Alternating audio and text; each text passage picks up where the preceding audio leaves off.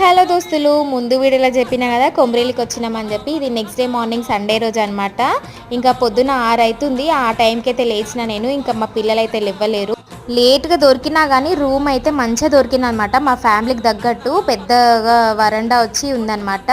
ఇంకా మేమైతే రెడీ అయిపోయినాం. శారీ కూడా కట్టేసుకున్నా, గుడికి పోవాలి కదా. ఇంకా మా వదిన వాళ్ళు అయితే 5కే లేచిర్రు.